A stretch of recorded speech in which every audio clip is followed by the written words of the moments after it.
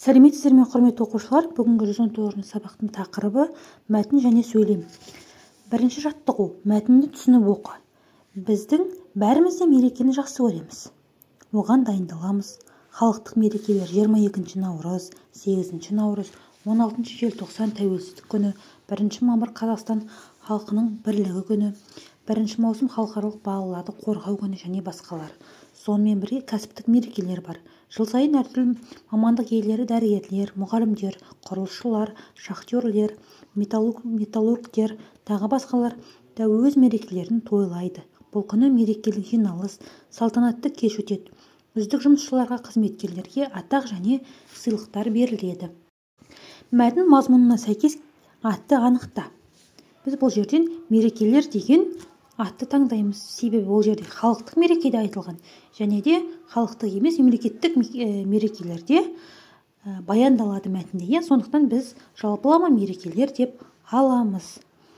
Келесі, мәтіннің қай түрі? Бұл мәтіннің әңгімелеу түріне жатады.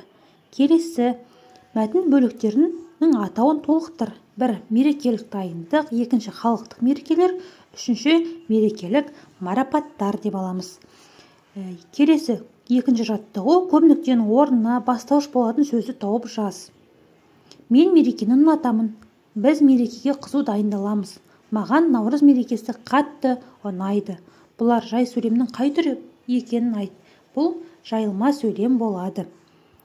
Шығармашылық үзіліс. 3. жаттығу: балалардың қай мерекеге дайындалып жатқанын білу үшін олардың орнын ауыстыра отырып мерекенің атын тап.